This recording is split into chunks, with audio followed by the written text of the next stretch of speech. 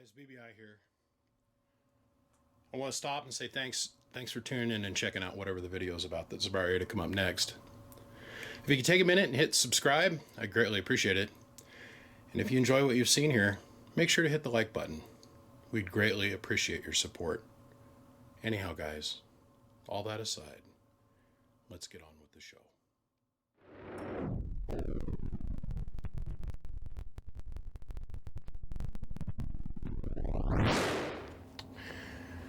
Well, this thing's dirtier than a hobo's nuts, dipped in brown sugar, and then made him live underneath a bridge for a year.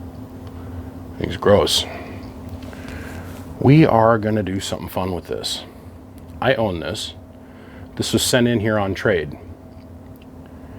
And this thing is not bad, but it is far from good.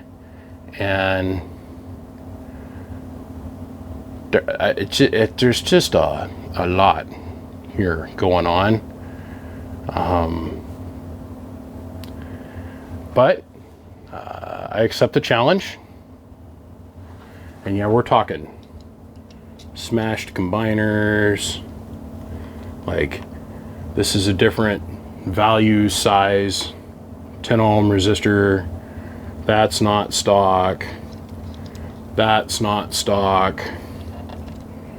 Neither one of these resistors are stock for the 10 ohmers. These are the only two stock 10 ohms in the box, and those are the only two transistors that were good. The same thing going on down here.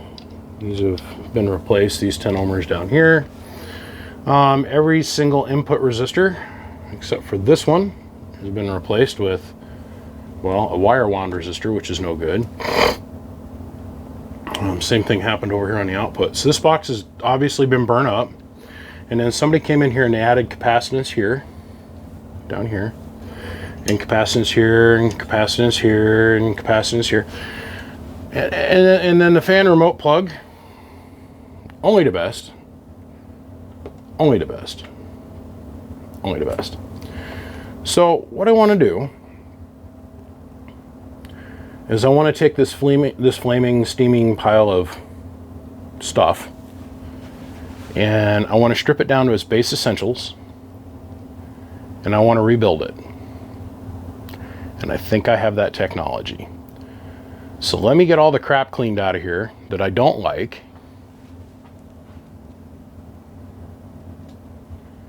And let's come back when I get that far.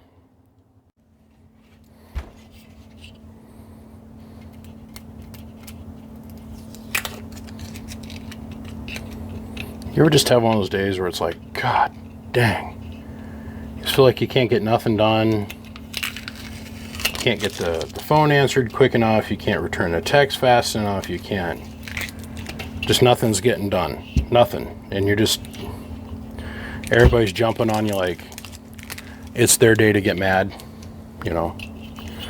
We can't get mad at our wife, or we can't get mad at our cousin or our nephew or our sister or brother, so hell, let's just call up and chew out BBI. That's kind of the day I'm having, I'm not gonna lie.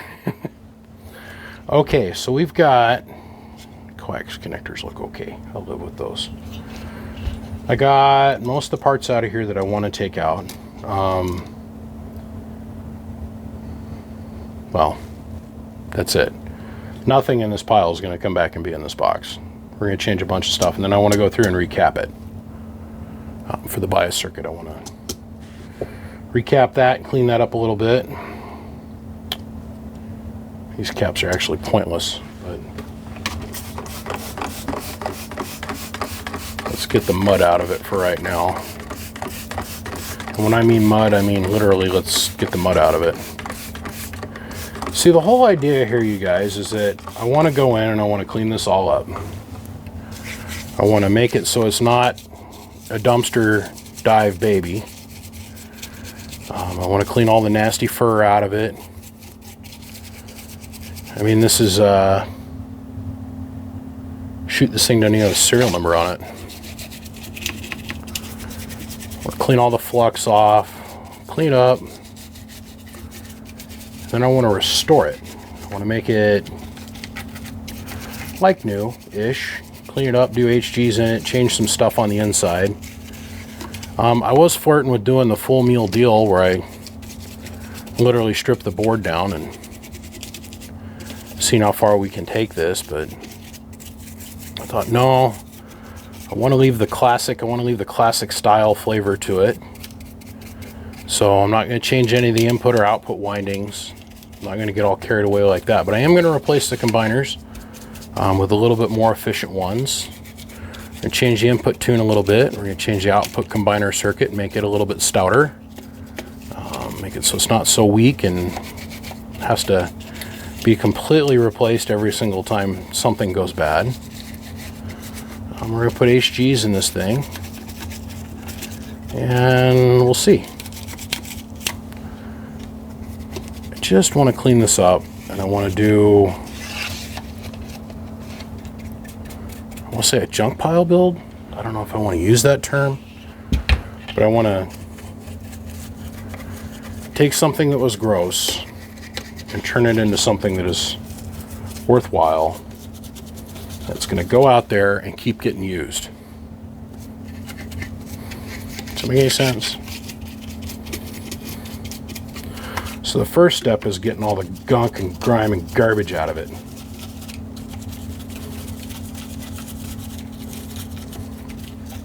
And we do that with 409.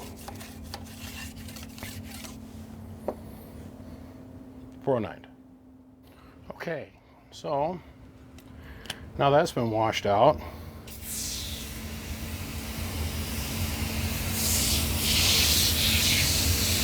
This is called Stay Away. It's window cleaner. It's a non-ammonia based window cleaner.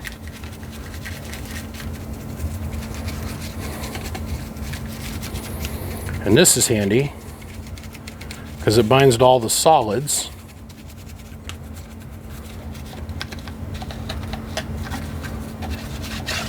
It'll also bind to any moisture left over from the 409.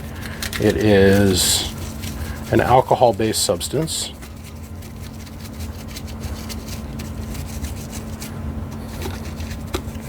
Right now there's some guy out there freaking, what about the relay? What about this? What about that? Surface moisture.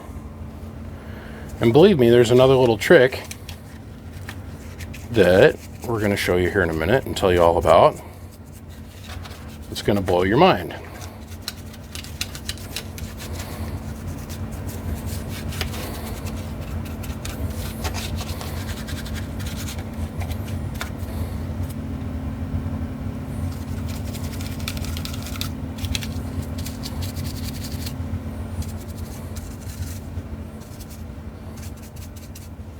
Okay, now we're going to go blow this out with an air compressor. Okay, next step is cleaning up each one of the pill pockets. So now we're going to use an aggressive electronics cleaner. And it's going to do two things. We're going to dissolve the flux. It also dissolves all of the heat conductive compound. Now, we want to be very careful what we do with this, because too much of this stuff will cause the plastic on the relay to go brittle.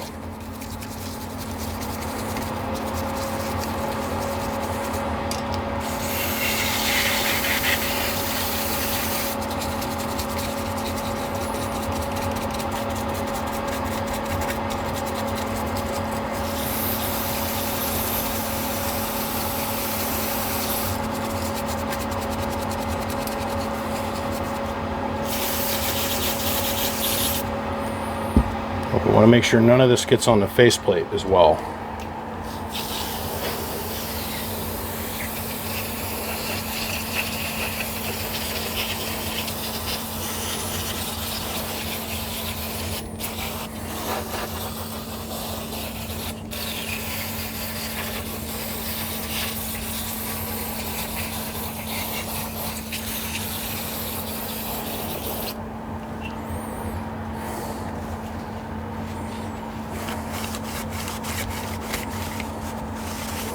That'll knock out 99% of the moisture. But the trick that I was telling you guys all about, which I'm not going to show on camera, but I'm going to tell you all about it, is now I'll take this thing in the house. I have my oven set at the lowest temperature that it can go to, which is 180 degrees. And I'll slide this in there and let it sit in there for an hour. There won't be a drop of moisture left anywhere on anything. Cool, right? Okay, so after you bake it in the oven for about 30, 40 minutes, maybe an hour, we do give it a very light chemical bath, and that's what dissolves the rest of the flux around all the traces. Now, if you remember how filthy this thing was when we started, now we've basically got what I consider to be a clean canvas. Something that we can start rebuilding with. Okay? Now, I struggled with this when I was a younger man. And no, we're not talking about masturbation. When it came to my buddies and their Texas Stars, because there for a lot of years, I mean, Texas Star was the shit around here. That's the best any and everybody had. Okay?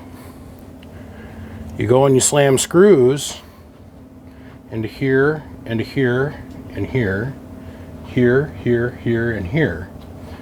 You're only going to get 2 or 3 tries. And then after that, because they're sheet metal screws, they're completely stripped out. So there's 2 solutions. Let's put a bigger screw in it, which is what most people do, which means also a longer screw, which is bad. Or this tool. You know, you go through life and you learn things as you go, right? That's just the name of the game. Well, when I decided I was going to get serious about this, and I was working on a ton of cabinets all the time and with the different people's enclosures, and I recognized everybody uses a 632. That's from China Freight, you guys. Okay? Or Harbor Freight. Or for you guys in Canada, it would be Pace Auto or whatever it is. About 18 bucks. And what comes in there are these neat little things. No, these are not rivets. These are crush nuts. Okay? The kind that's in most of our normal cabinets is called a riv nut. This is a crush nut, or also known as a pim nut. Okay? And the way this works is you screw on the crush nut like so.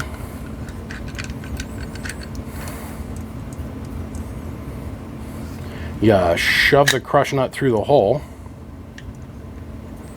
and then you squeeze and watch what happens. Focus here, camera.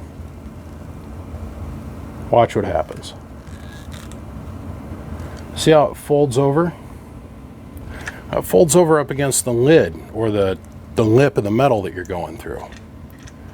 And all of a sudden, you can take the screws and put them in and out 15, 20 times. But oh, BBI, that kind of sucks. It's made of aluminum. Aluminum. Use a different tool, because this one's made for soft aluminum.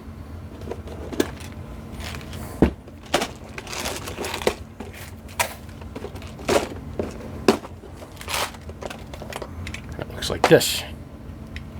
Okay. Then you've got steel. Okay, and this one's got little teeth on it. If you try to use this tool, it's going to bend these threads. Just bend it like spaghetti. But those are 632 crush nuts. But they make them in every kind of style, shape, form, dimension. But the aluminum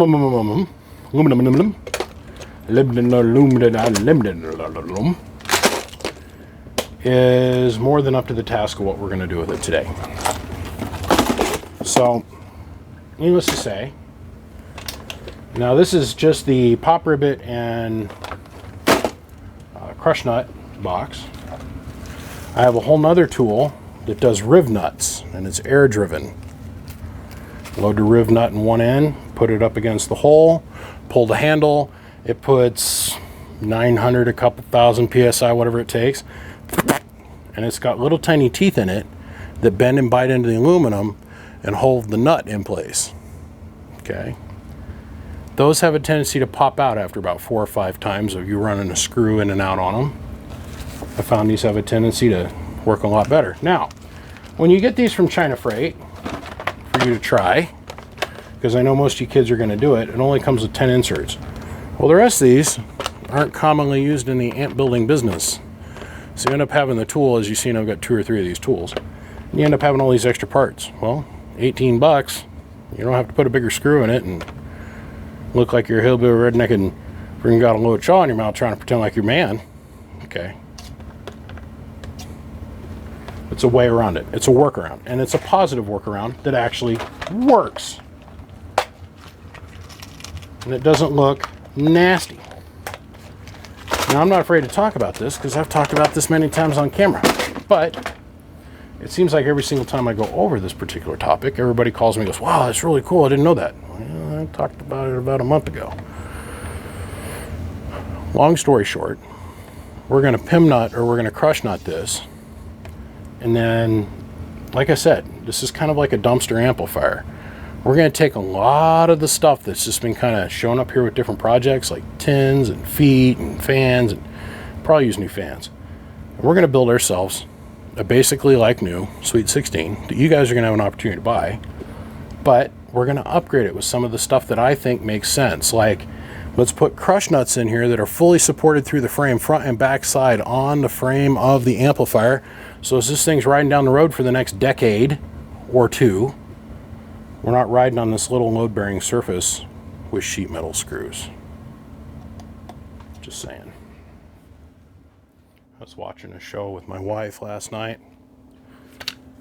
It's called Battle of the Creators.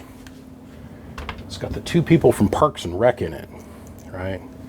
The guy that played Ron Swanson, can't remember his name right now. It's Ulfman, something or other. Super cool guy. The more you get to know about him, he's a master woodworker, and he builds beautiful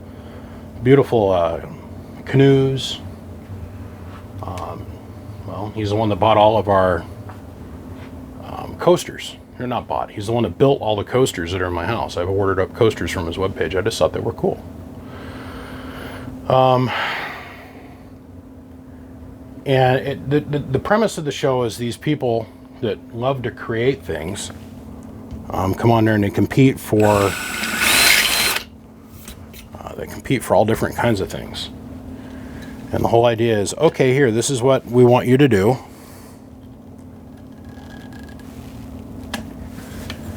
We don't care what tools or what media you build it in, but we want to see your interpretation of this. And at the end, the winner wins some arbitrary money prize. But what he was talking about in the show last night was the gal asked him, they were talking to one of the people that was on the show creating. And she explained that she was an engineer at Boeing and she worked on the B-52, and how she got into creating and what got her inspired was woodworking, which, you know, immediately cut to the master woodworker, Ron Swanson dude. And she showed the kitchen table that she had built all by herself. And they were standing there talking with her, and he says, you know, the hardest part of the whole project is understanding what you want to build, then going out and finding the tools that you need to do the job, and starting your collection of tools to be able to do work. I remember in the beginning of this, I had nothing. And through the love and the support of a lot of different people in this community, I managed to add to my collection greatly. And that's not just a collection of tools, as in like the physical sense of the tool, the tools of knowledge. And I really pride myself on teaching people stuff. Had a guy just last night send me an email stating that because of my videos and some of the things he's learned by watching me do whatever, he was able to completely do a power wire upgrade and completely restore and rebuild his Viking 32V, or 3.2V. Since I've done quite a few of those here lately, I was like, wow, that's really stinking cool. I wanted to know how to come up with a better replacement for the sheet metal screw or go bigger hole, and I went out and I figured it out. And it only takes about a minute or two in today's day and age. You don't have to go find an expert. You got the power of Google at your fingertips. And yes, believe it or not, Google is useful for more than just finding porn, although it's very good at that too. I don't care. I let little stuff like this go all the time. Little hunks of knowledge, the finished end products that make things just a little bit cooler. And then I get a kick out of it when I watch other people use them. Like the reasons behind why we need to have all of our meters shown and why we need to have our workbench set up a certain way. And to see that this workbench here and the way it's laid out in its current configuration is probably the most copied thing in this little community of people that we're in, that I see all the time. And I sit there and I just beam. I smile and go, well, if that's what they took from it, great. But everybody's going to learn a little bit of something, and I learn something new every single day. Every day. And I'm grateful for the opportunity. So there's this old phrase, and it still holds true today. Knowledge is power. Now, I don't know very much about this, but I know a little bit. And I love sharing what I know. And what we're doing here is these are the remote jacks. Okay? Now, because of the way this box is designed, there's no protection diodes on a few of the circuits that attach to the remote jacks. So because it involves opening and closing of a relay or an electrical connection, you know, that's going to equal a charging and a discharging of a coil. And as that coil field starts to collapse, you can have a huge electrical impulse that takes place. So what Texas Star did, and what I'm doing as well, is they put a diode across these leads to help protect that. Now, the other thing that this diode does is it can snub out a short that can cause a fire or the wires to melt down going further into the amplifier. Okay, so what we've done is we put a 600 volt, just a couple amp diode on both these connectors, because the connectors inside the box are gross. Gross doesn't even really cover what's going on inside that box. One hole didn't even have a connector on it, and that would be the fan jack. This one here. And this one here is disgusting. I got to looking at it, I was like, oh cool, I've only got to replace one jack. And I got to looking at it, it's pretty gross. So we're here, might as well. Now the fan is only one wire, the remote on is two. Because you got two functions that you do through the remote on jack. You're going to have your on, and then you're going to have your sideband delay. Where the fan jack, you're going to have one function, just your hot return. So you're going to have a common, or your hot out to the fans, not hot return. So you're going to have your one wire here, which is hot, okay, which is going to be your hot in lead to turn on this switch, okay? And then you have this yellow wire, which is here, then tied, and it goes and comes up and shows up here for our sideband delay. That's your sideband delay. So if you look at the jack or the remote system that is for this, it's just a stereo plug with a ground lead. You provide the remote plug with a hot wire and two switches, and you switch the hot between the two leads. So let's go ahead. We're going to grab up our fan lead now.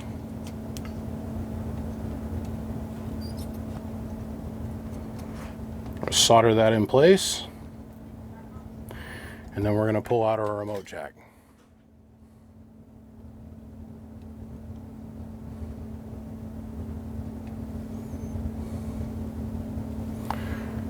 That will help throw the resonance of the wire way out of whack to where the RF doesn't want to travel back into the amplifier.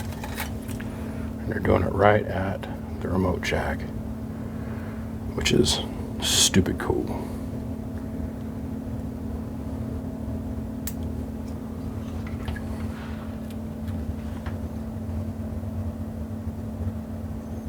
I ain't pulling out that diode, no, come hell or high water.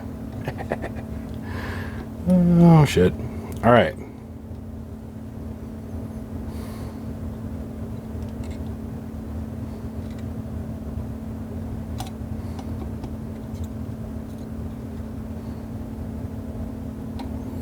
Diode added.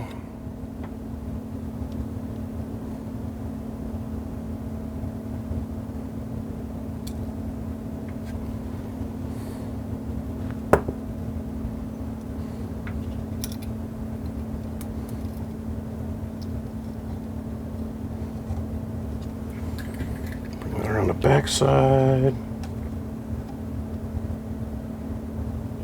Solder that there. Add to freaking another diode, capacitor here with the same electrical effect.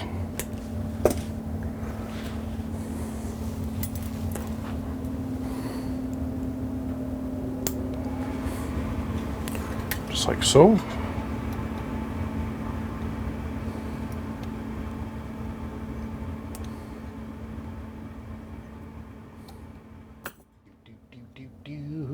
Okay, so these are 16 volt, 22 UF, 2200, pardon me. And we are going to replace them with 25 volt for a reason, 33 UF. So, and that reason being, maybe guys want to run a little bit higher voltage than 14 volts on their sheet. Just saying. Okay.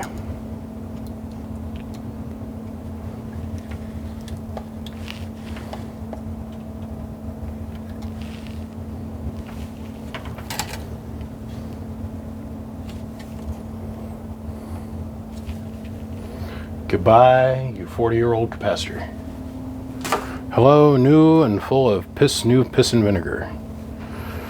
All right, let's see, what do I want to do next? Bias reference resistor, and we're going to replace all of them in here, and we're going to replace them with 1% tolerant component. Okay, so what we're looking at is this 1.8 ohm resistor. It's right here. Now, when we go in and we replace a set of transistors, we want to replace also this resistor. This is the load resistor for our bias. And this is what sets our reference voltage slash current, our reference on our input transformer for where we're going to be at. When the resistor goes down, or when the transistor has a tendency to go down, it puts a tremendous electrical load on that resistor as a reference to ground.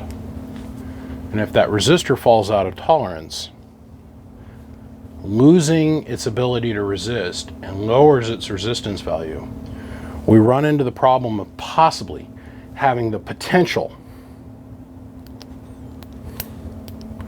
of our voltage being higher on our input transformer and could possibly completely wipe out our transistor. So,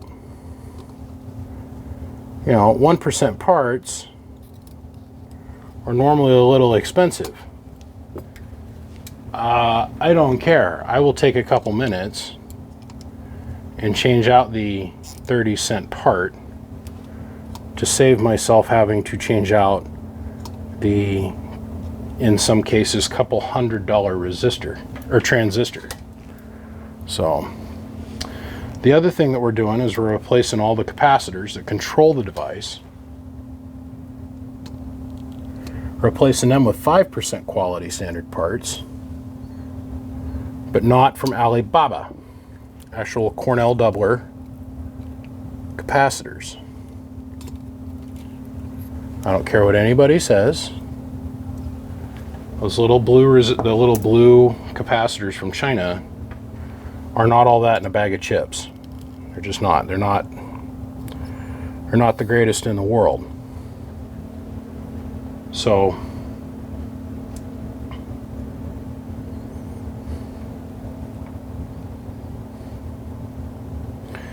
they have a tendency that when they get hot to lose their capacitance reference. Like, I don't know if you guys have got capacitance meters, but check me on this. I'm telling you. Some of these parts that we're buying from China are horrible. All you got to do is put a little tiny heat on them. Just a couple degrees of temperature change. And the value of the resistor, or pardon me, the value of the capacitor goes all to shit.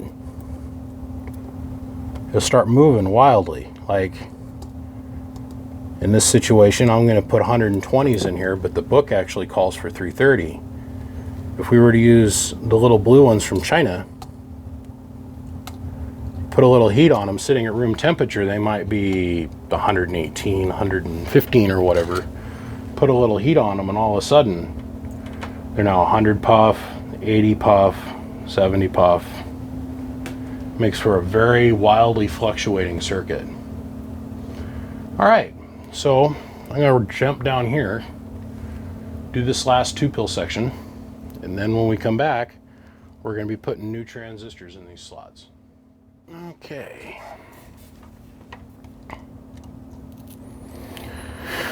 Oh, I love this part.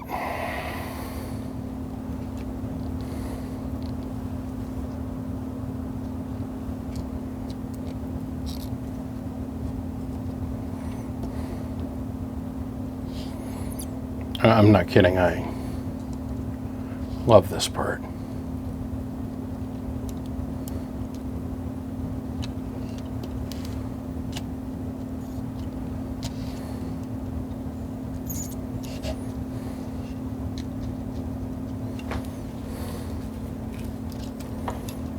So it makes all the work worthwhile, just soldering these transistors in. Live for it.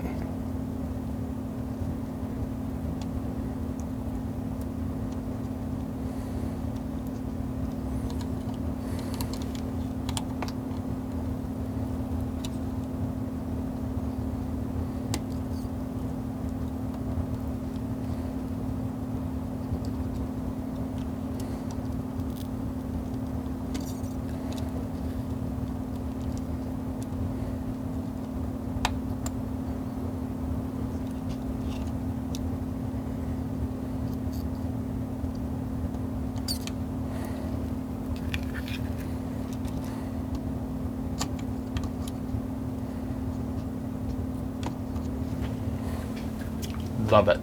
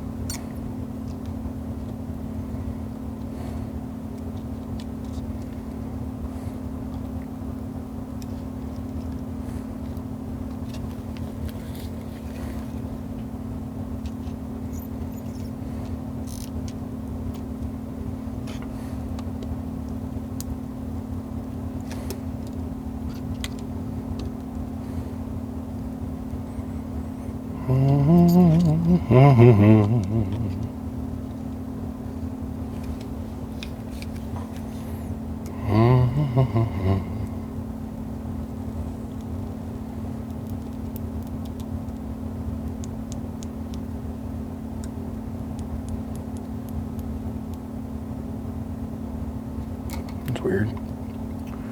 It was bubbling. I like the fact that after we clean this, we're able to get all the traces to lay back down again. We don't have a bunch of ripped up stuff on the inside of this.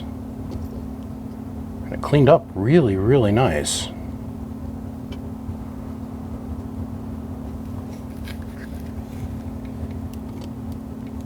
I didn't have to go and cut traces out of copper tape or nothing.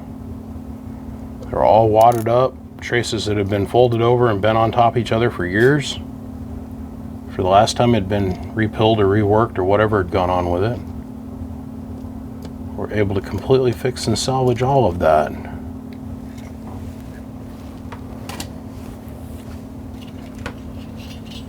It doesn't look half bad.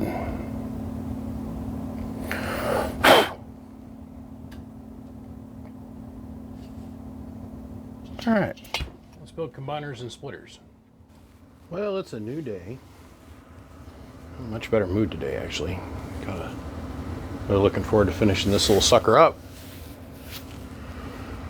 So, kind of looks like a mess of wires. The only thing that you guys really missed that I've done so far is I put the distribution bus bar in and got rid of the strain relief in the back. Kind of drilled this one out to match, brought in our ground lead, and then put in our flybacks, and I built those. Figured you guys have seen that enough in all the other videos that it was like, okay, I don't have to show them every single step. Now I started thinking about what we want to do for a fan kit. Now this came with a 50-50 Motley mix on it.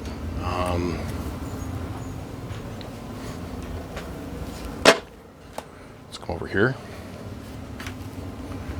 Let's go up here. Excuse you. This is actually the top lid fan kit that they have mounted to the bottom. It is dirty and it's got some dents and dings to it. It won't be dirty by the time we put it back on. The thing that I am working out in my head is what do I want to do here? Now, I got to digging, and every one of these suites that come in here to, excuse me, every one of these suites that come in here to get the fan kits installed, I save all those parts. So I've got a brand new lid sitting here. See, now normally this would fit like so, right? So, like I said, this is actually a lid kit. But they've got feet screwed to it. That's the way this would normally sit. Just like this. See what I'm saying? So, it's going to put our faceplate on upside down, which I'm not too jiving about. I'm not really excited about that.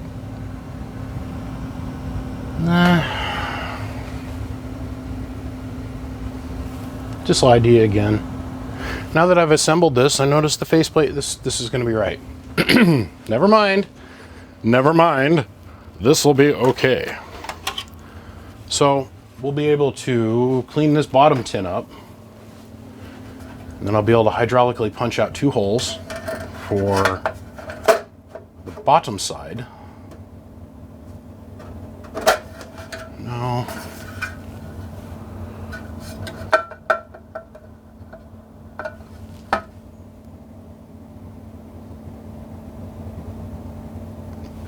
I gotta think about this. I'm gonna use this tin. We're gonna make it work. We're gonna make it work. Like I said, it's just a trash can amp. Somebody sent this in to pull the transistors out of it, and they said, well, like they're doing me a favor. When you're done, you can just have it. I'm like, oh, yay, me. No, I'm like, oh, okay. I'm not gonna lie to you guys. This is my favorite part.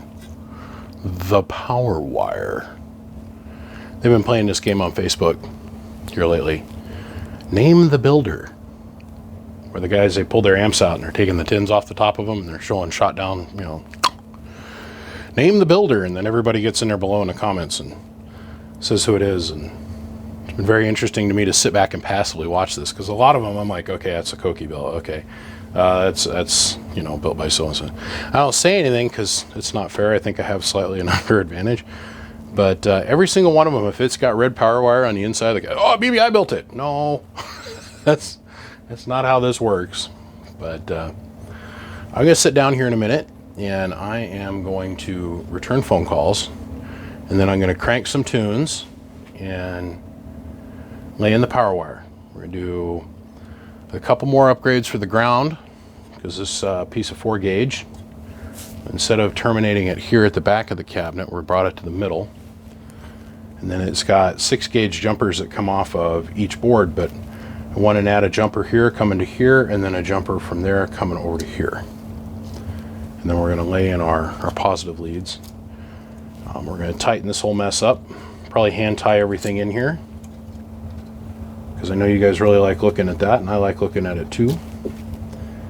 And short of the keying transistor right here being bad, I think we're going to be golden. I really do. So I'm going to get on with that. I shall return.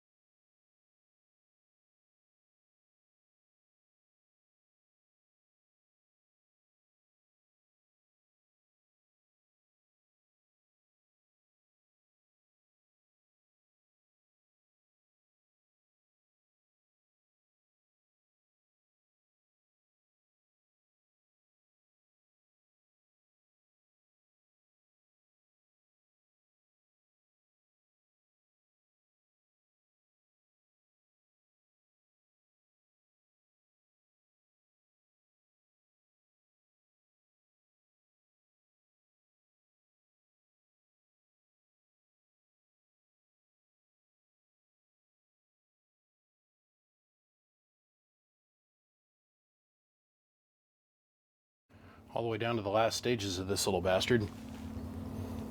And we go to start testing it. And I've now determined within a shadow of a doubt that we have a problem.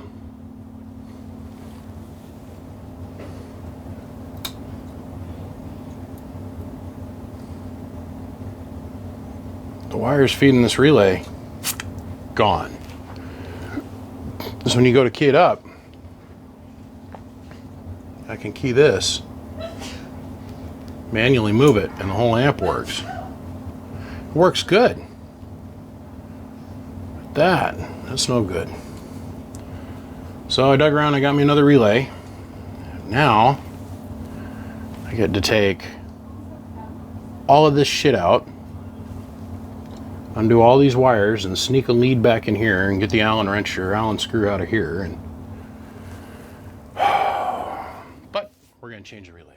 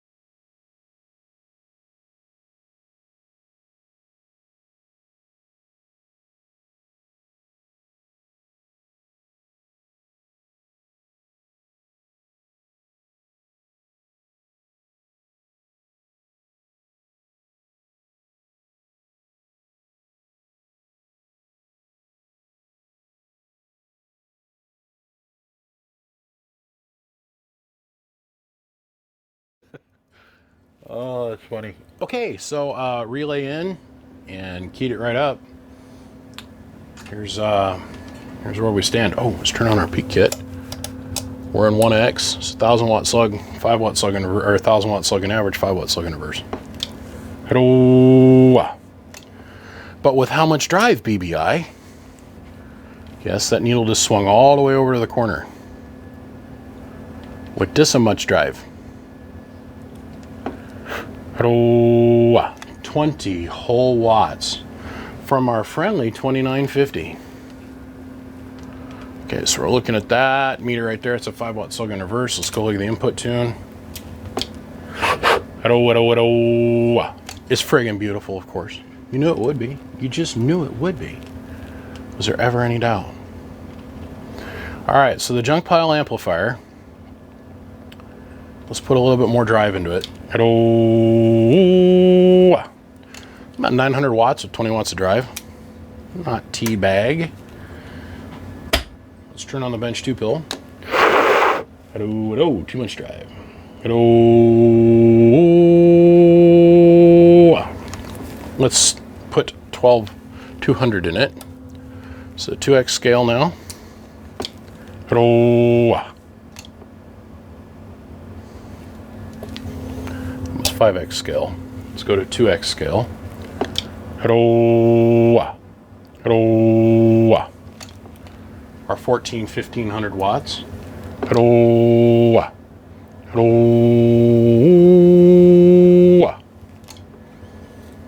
We got our 16 out of it. All right.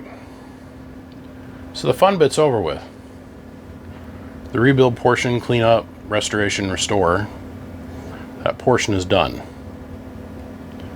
So now, on to the next bit. Fan kit. Dum dum da dum.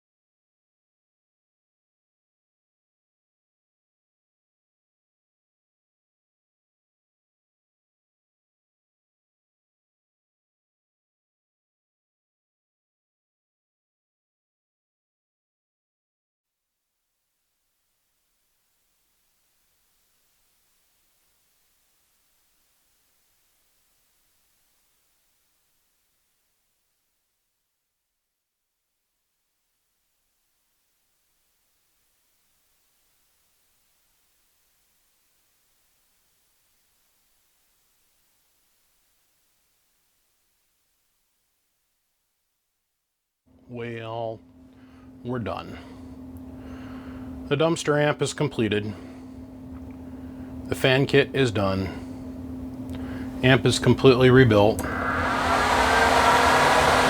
got some good fans on it, I'm here to tell you.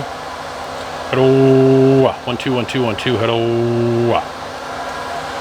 With about 120 watts worth of drive, it's making 1200 watts of power. Hello. 1 2 1 2 1 2 1 2. Hello. It is exactly what it is. I'm not trying to pretend that it's anything other than what it is. I built this with spare parts and a dropped off left behind amplifier. It's got a couple little dents, got some dings, doesn't have Toshibas in it, it's got HGs, but a match set and a match set of the new ones. Makes 1700 watts worth of power. It'll do it on sideband for you. It's got 4 fan kit on it. Not completely stock, but this will work. It's got the stands on it, big fans, and all the mods have been done. Nice big 4 gauge coming out the back. It is what it is. Now you guys have watched this go from an amplifier that looked like somebody threw up in it and then drug it through some mud and then left it for dead, to something that looks really, really nice. And I don't think anybody would be ashamed to own it.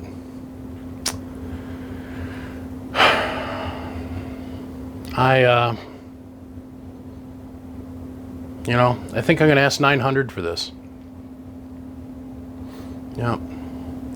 So the first one to give me a call or shoot me a text saying, hey, I want it, it's yours. Gentlemen, it's Sunday evening. I'm gonna go in the house, I'm gonna watch some TV with my wife. Give me a shout. I'll have my phone on. I'll probably stay up late, probably to about midnight or so, but look, it is exactly what it is. We're gonna call it the dumpster amp. I don't know why, I mean, it's in really, really good shape for what it is. Gentlemen, I gotta go. I appreciate every single one of you guys tuning in to follow along and watch me go through this rebuild process. We're not currently taking on any new projects whatsoever at the moment. We're not. That means no new repairs, no new builds. I've just got to work through the workload that I've already got here, which is tremendous. And I've probably got a half dozen projects sitting around just like this. I just haven't gotten around to doing them. But for me to be able to make that last 24 pill that I did right, I've got to be able to get this finished. So I got this one banged out, and it can go on to somebody else for Merry Christmas and Happy New Year's. Gentlemen, I got to go. Big shout out to Excess Power. Big shout out to Siglent. Big thanks to Bird and Coaxial Dynamics as always. And a giant thanks to every single one of you guys. Hopefully this is going to go to somebody that's just going to love it. Like put like a 955 striker into this all day long till the end of time. And it'll run and run and run for them. I'll see you, gentlemen. I gots to go. I'll see you. Bye.